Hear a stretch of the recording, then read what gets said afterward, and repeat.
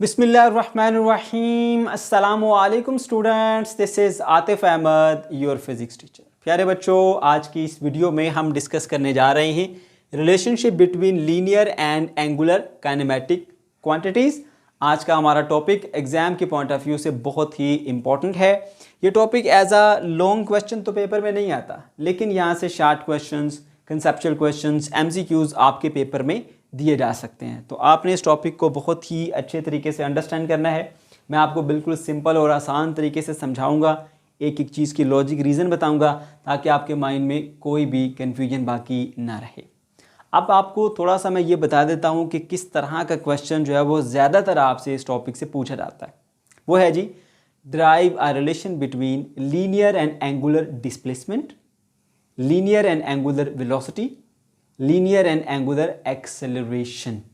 ठीक है, ओके। इसके अलावा इस कंसेप्ट पर बेस करते आपको न्यूमेरिकल्स भी दिए जा सकते हैं, और इसी कंसेप्ट पर बेस करते आपको कंसेप्चुअल क्वेश्चंस भी दिए जा सकते हैं। अब कंसेप्चुअल क्वेश्चन किस तरह के आएंगे मैं आपको साथ साथ वो भी बताता रहूँगा। ठीक है बच्चों, तो चलिए जी स्टार्ट करते हैं। सबसे पहले हम आ जाते हैं इसके टाइटल पे। अब यहाँ पे कहा जा रहा है relationship between linear and angular kinematic quantities. अब linear and angular kinematic quantities कौन सी होती हैं? ये जो लफ्ज़ काइनेमेटिक इस्तेमाल हुआ ना, ये लिया गया काइनेमेटिक्स से, जो कि फिज़िक्स की एक ब्रांच है जिसमें हम ऑब्जेक्ट की मोशन को डिस्कस करते हैं, लेकिन मोशन की जो काजेज़ हैं उसे डिस्कस नहीं करते। तो यहाँ से आपके माइंड में आइडिया आएगा कि ये बेसिकली क्या है, लीनियर एंड एंगुलर मोशन से रिलेटेड क्वांटिटीज़ हैं। ठीक हो गया। अब लीनियर और एंगुलर मोशन से रिलेटेड क्वांटिटीज बहुत सारी हो सकती हैं, लेकिन यहां पर हम डिस्कस करेंगे डिस्प्लेसमेंट, वेलोसिटी एंड एक्सेलरेशन। ठीक है, और यहां पर हमारे पास मोशन की दो कैटेगरीज हैं। एक तरफ आ जाती है लीनियर मोशन, दूसरी तरफ आ जाती है एंगुलर मोशन। ठीक है, लीनियर मोशन में हम बात करेंगे मोशन अलोंग अ लाइन, ठीक है, और एंगुलर मोशन में हम घूमते हुए ऑब्जेक्ट को डिस्कस करेंगे। ठीक है ना, spinning motion about an axis, या किसी बॉडी की सर्कुलर पाथ के ऊपर जो मोशन है। ठीक है बच्चों, और हमारा टास्क क्या, हमने करना क्या होगा, हमने ये जो मोशन की क्वांटिटीज़ है ना, जिसमें डिस्प्लेसमेंट है, वेलोसिटी है और एक्सेलरेशन है, इनको रिलेट करना है। ठीक है ना, हमने एक मैथमेटिकल रिलेशन ड्राइव करना है बिटवीन लीनियर डिस्प्लेसमेंट और एंगुलर डिस्प्लेसमेंट। ठीक है, लीनियर वेलोसिटी और एंगुलर वेलोसिटी, लीनियर एक्सेलरेशन और एंगुलर एक्सेलरेशन के दरमियान। ठीक है बच्चों, तो चलिए जी स्टार्ट करते हैं। सबसे पहले हम आ जाते हैं जी नंबर 1 पॉइंट पे, relation between linear and angular displacement. ठीक है, अब यहाँ पर हमने लीनियर डिस्प्लेसमेंट और एंगुलर डिस्प्लेसमेंट के दरमियान एक मैथमेटिकल रिलेशन डिराइव करना है। ठीक है, अब हम इसको ड्राइव करने से पहले थोड़ा सा इसके बारे में जान लेते हैं कि इसका हमें क्या फ़ायदा होगा, ये हमें क्या बताता है, क्या इन्फॉर्मेशन हमें ये देता है। ठीक है, तो बच्चों मैं आपसे एक छोटा सा क्वेश्चन पूछता हूँ। एक टायर है, टायर, ठीक है, उसको ज़मीन पे रखा हुआ है। अब उसको ऐसे चलाएं, ठीक है, इस तरह चलाएं कि उसका एक चक्कर मुकम्मल हो जाए। ठीक है, और फिर मैं आपसे ये पूछूं कि बताओ कि जब इस टायर ने एक चक्कर मुकम्मल किया तो ये यहाँ से कितना आगे गया, कितना इसने लीनियर डिस्प्लेसमेंट कवर किया। ठीक है, तो वहाँ पर आपको इस कंसेप्ट की ज़रूरत पड़ेगी। जो मैं आपको बता रहा हूँ कि इसने एक चक्कर मुकम्मल किया, मतलब इसने 2 पाई रेडियन का एंगुलर डिस्प्लेसमेंट कवर किया, ये मैं बता रहा हूँ। और आपसे पूछ रहा हूँ कि आप बताओ कि इसका लीनियर डिस्प्लेसमेंट कितना है। ठीक है, तो इस तरह के प्रॉब्लम्स जो आपको रियल लाइफ से मिलते हैं, जहाँ पे आपको कभी एंगुलर डिस्प्लेसमेंट बताया जाएगा और लीनियर डिस्प्लेसमेंट पूछा जाएगा, या लीनियर डिस्प्लेसमेंट बताया जाएगा और एंगुलर डिस्प्लेसमेंट पूछा जाएगा, तो वहाँ पर आप इस कंसेप्ट का इस्तेमाल करेंगे। ठीक है, उम्मीद है आपको ये पॉइंट समझ में आ गया होगा। अब हम इसकी डेरिवेशन की तरफ चलते हैं कि किस तरह से हम एक ऐसा मैथमेटिकल रिलेशन ड्राइव करेंगे कि जिसको हम ये बताएं कि ये टायर 6 मरतबा घूमा है, 6 चक्कर मुकम्मल किए हैं, या आधा चक्कर मुकम्मल किया है, तो ये कितना आगे तक गया है, कितना लीनियर डिस्प्लेसमेंट होगा। ठीक हो गया। अच्छा जी, तो बच्चों सबसे पहले आपने बताना है कि एक ऑब्जेक्ट है, ठीक है, जो कि मूव कर रहा है सर्कुलर पाथ के ऊपर। ठीक हो गया। अच्छा, और वो जो जिस सर्कल में मूव कर रहा है उसका रेडियस जो है वो हमारे पास r है। ठीक है, और इनिशियली वो पॉइंट ए पर था और यहाँ से घूमता घूमता पॉइंट बी पर आया। इस तरह से पॉइंट बी पर आया कि उसने जो एंगुलर डिस्प्लेसमेंट कवर किया वो 1 रेडियन है। फिर वो बी से आगे बढ़ता हुआ सी पॉइंट पर आया और कुछ और एंगुलर डिस्प्लेसमेंट कवर किया थीटा। ठीक है। अच्छा, अब यहाँ से यहाँ आया ए से बी तक, एंगुलर डिस्प्लेसमेंट 1 रेडियन लेना आपने, फिर बी से सी तक आया तो उसने कुछ और एंगुलर डिस्प्लेसमेंट किया, उसकी वैल्यू अननोन कह लेते हैं हम थीटा। सही है। अब हमें एक कॉन्सेप्ट पता है कि 1 रेडियन कितना एंगल होता है। ठीक है, जब एक आर्क की लंबाई सर्कल के रेडियस के बराबर होती है तो वो आर्क सेंटर से जो एंगल बनाती है वो 1 रेडियन होता है, ये हमें पता है। ठीक है, तो इसका मतलब है यहाँ से लेकर यहाँ तक जो आर्क लेंथ है उसकी वैल्यू है r। फिर इसने कुछ और एंगुलर डिस्प्लेसमेंट कवर किया थीटा, तो यहाँ से यहाँ तक कुछ और आर्क लेंथ कवर हुई, वो है हमारे पास s। ठीक है। अच्छा जी, अब यहाँ पर हमने एक कंसेप्ट इस्तेमाल करना है और उस कंसेप्ट का इस्तेमाल करते हुए हमने ये रिलेशन डेराइव करना है। वो कंसेप्ट क्या है? वो कंसेप्ट ये है कि एक ही सर्कल में रहते हुए, ठीक है, या एक ही रेडियाई के सर्कल्स के अंदर आर्क लेंथ और एंगल थीटा इन रेडियन, इनके दरमियान जो हमारे पास रेशो होती है वो सेम रहती है। इस कंसेप्ट का इस्तेमाल करते हुए आपने इसको ड्राइव करना है। अब बहुत सारे बच्चों के माइंड में ये सवाल आया होगा कि सर हम कैसे मान लें कि जो एंगल थीटा है और जो आर्क लेंथ है उसके दरमियान हमेशा सेम रेशो पाई जाती है। तो पहले मैं आपको वो क्लियर कर दूं, उसके बाद फिर मैं इसकी डेरिवेशन पे आऊँगा ताकि आप इजीली इस चीज़ को एब्जॉर्ब करें, एक्सेप्ट करें। ठीक है, देखिए मेरे पास ये एक सर्कल है, ठीक है, एक सर्कल, और इसी रेडियस का मैं एक और सर्कल ड्रा करता हूँ। ठीक है, और ये तीसरा सर्कल आ गया, ये 3 सर्कल है। मान लीजिए हमारे पास बिल्कुल सेम रेडियस के सर्कल है, सही है। और इसके अंदर मैं यहाँ से ना एक एंगल ले लेता हूँ जी, ये आपको 90 नज़र आ रहा होगा। ठीक है, यहाँ से लेकर यहाँ तक, ये आ गया हमारे पास इसकी आर्क की लंबाई, जिसको मैं एस से डिनोट कर देता हूँ, और ये आ गया मेरे पास एंगल थीटा। अब ज़रा इनके दरम्यान ना एक रेशियो निकालिए, जल्दी जल्दी से देखते हैं। देखो ये आ गया मेरे पास एस और ये आ गया मेरे पास रेशियो थीटा, इनमें रेशियो निकालिए। पूरा सर्कल जो होता है ना, पूरा सर्कल, उसकी जो आर्क होती है वो होती है 2πr, मगर ये उसका चौथा हिस्सा आपको नज़र आ रहा होगा। तो यहाँ पर है जी 1/4 ऑफ 2πr। ठीक है, और जो थीटा है यहाँ पर वो देखिए, पूरा जो एंगल होता है वो 2π रेडियन होता है, मगर ये उसका चौथा हिस्सा है, तो 1/4 ऑफ 2π। तो अगर आप इसको सिंप्लीफाई करेंगे, ठीक है, 1/4 से कट जाएगा, तो आपके पास एक रेशियो मिलेगी 2πr रेशो 2π। ठीक है, अब मैं यहाँ पर जो है ना वो आर्क भी चेंज करता हूँ, एंगल भी चेंज करता हूँ। अब मेरे पास जो है ना वो ये आ गया जी, ये यहाँ से लेकर यहाँ तक देखिए ये सारा एंगल आ गया, और यहाँ से लेकर यहाँ तक ये मेरे पास आ गई प्यारे बच्चों आर्क। ठीक है, अब देखिए जी, अब जो आर्क है ना वो पूरे सर्कल का हाफ है। ठीक है, तो 1/2 टाइम 2πr, ठीक हो गया। और यहाँ पर एंगल वो पूरे सर्कल के एंगल के 1/2 यानी हाफ है, तो 1/2 ऑफ क्या आ गया हमारे पास 2π रेडियन, समझ गए। तो 1/2 से कैंसिल आउट हो जाएगा, तो आपको फिर रेशो क्या मिलेगी 2πr रेशो 2π। इसी तरह से एक और पॉइंट पे चले जाइए ताकि आपको बिल्कुल क्लियर हो जाए ये चीज़। अगर मैं यहाँ से ऐसे कर देता हूँ जी, ये हमारा एंगल है और यहाँ से लेकर यहाँ तक ये हमारे पास आर्क है। ठीक है, तो अब जो आर्क की लंबाई है, ठीक है, वो कितनी है जी 3/4 time of total arc of a circle, 3/4 time 2πr है।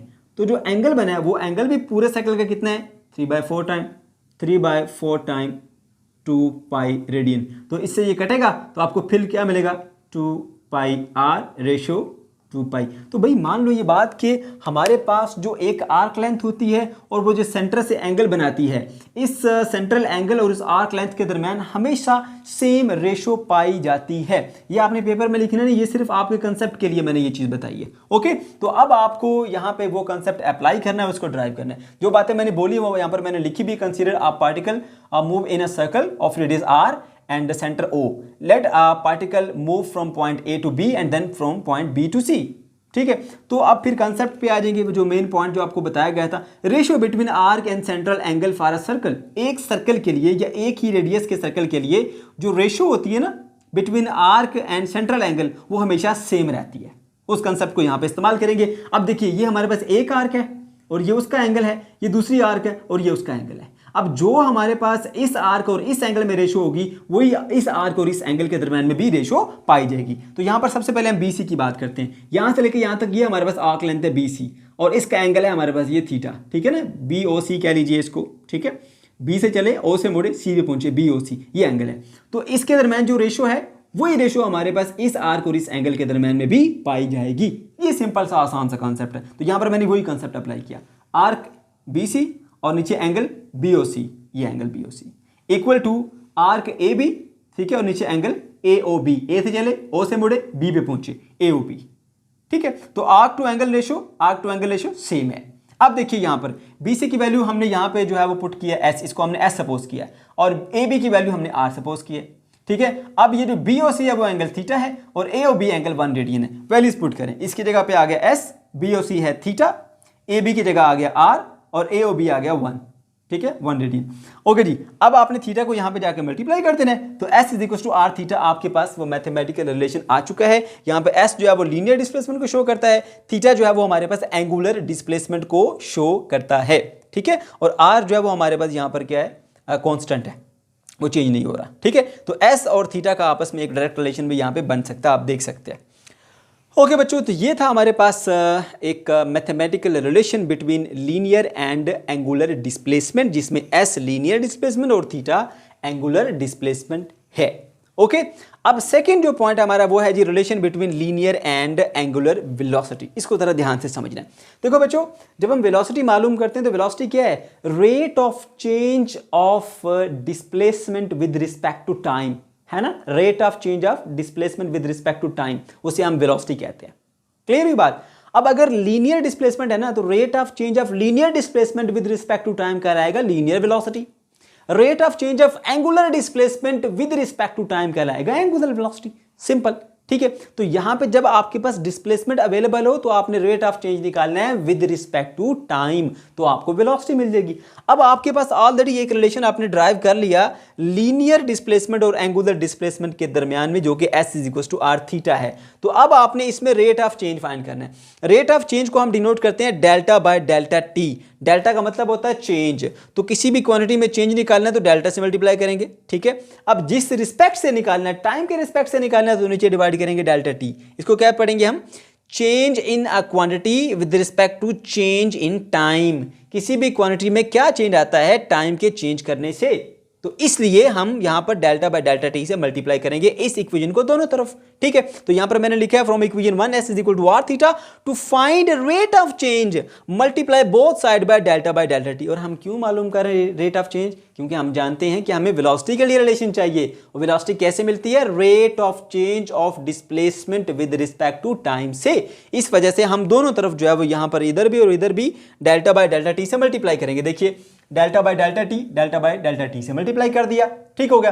तो ये बन गया delta S by delta T, और ये यहां पर जो आर है ना, आर कांस्टेंट है। यहां पर देखिए 3 सर्कल हमने लिए, तीनों का रेडियस क्या है, सेम है, रेडियस को चेंज नहीं किया, ठीक है। तो रेडियस इस केस में कांस्टेंट होता है, इसमें कोई चेंज आता नहीं है, तो इसलिए रेडियस में तो चेंज नहीं निकलेगा, रेडियस को हम शुरू में लिख लेंगे। तो ये एंगल जो है ना, एंगल थीटा, ये चेंज हो सकता है, कम भी हो सकता है, ज्यादा भी हो सकता है। ओके जी, तो इसको हमने यहां से ना यहां शिफ्ट कर देना, तो ये बन जाएगा delta theta by delta T. अब यहां पर जो है वो आपने पढ़ा होगा, एक होती है इंस्टेंटेनियस वेलोसिटी, एक होती है हमारे पास average velocity. Average velocity motion की कंप्लीट डिटेल प्रोवाइड नहीं करती, ठीक है।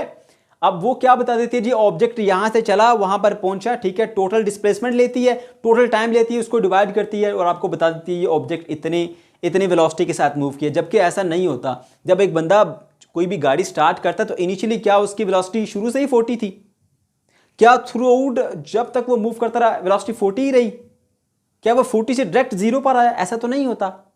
जीरो से ऐसा ऐसा वेलोसिटी बढ़ती है, कभी वेलोसिटी बढ़ी होगी, कभी वेलोसिटी कम हुई होगी, कभी बहुत ज्यादा हुई, कभी बहुत कम हुई होगी, ठीक है। लेकिन आपको एवरेज वेलोसिटी ये डिटेल प्रोवाइड करती ही नहीं है, इसलिए फिर आपको जरूरत पड़ती है इंस्टेंटेनियस वेलोसिटी की। और क्या करेंगे इंस्टेंटेनियस वेलोसिटी में, आप टाइम इंटरवल बहुत ही शॉर्ट कर देते हैं, उसके अंदर बहुत शॉर्ट इंटरवल के अंदर रहते हुए ना आप वेलोसिटी मालूम करते हैं, वो आपकी इंस्टेंटेनियस वेलोसिटी होती है। किसी भी एक लम्हे, किसी भी एक इंस्टेंट पे आप जो वेलोसिटी चेक कर रहे हो, तो जैसे आप गाड़ी में जा रहे हो, ठीक है, आप गाड़ी पे किसी भी लम्हे मीटर पे देखते हो जी अब किसकी क्या स्पीड जा रही है, क्या वेलोसिटी जा रही है, वो इंस्टेंटेनियस होती है, ठीक है। तो इंस्टेंटेनियस के लिए हम सिंपली लिमिट अप्लाई करते हैं। Average velocity complete detail provide नहीं करती, तो हम ज्यादा प्रेफरेंस किसको देते हैं, इंस्टेंटेनियस वेलोसिटी को। किसी भी एक लम्हे फौरन से आपने चेक किया अब कितनी वेलोसिटी है, थोड़ी देर बाद फिर चेक किया अब कितनी वेलोसिटी है, ये होती है इंस्टेंटेनियस वेलोसिटी। ओके, तो आप क्या करेंगे जी, ये आ गया हमारे पास rate of change of linear displacement with respect to time, ये बन जाती है लीनियर वेलोसिटी।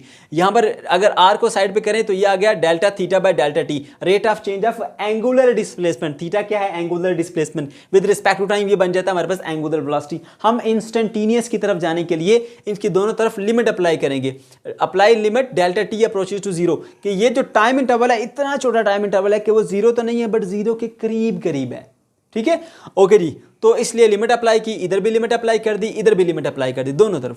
तो देखिए ये बन जाता है हमारे पास delta S by delta T when limit delta T approaches to zero, ये मिल गया आपके पास, क्या मिल गई लीनियर वेलोसिटी, और कौन सी वाली, इंस्टेंटेनियस, नॉट एवरेज, ठीक है, इंस्टेंटेनियस वेलोसिटी मिल गई। यहां पर मैंने फॉर्मूला मेंशन किया, limit delta T approaches to zero delta S by delta T, यानी change in linear displacement with respect to time is equal to velocity. इसी तरह से यहां पर देखिए, अगर आप आर को हमने शुरू में लिखा हुआ है, लिमिट इधर भी अप्लाई करेंगे तो यहां पर भी आपको इंस्टेंटेनियस एंगुलर वेलोसिटी मिलेगी।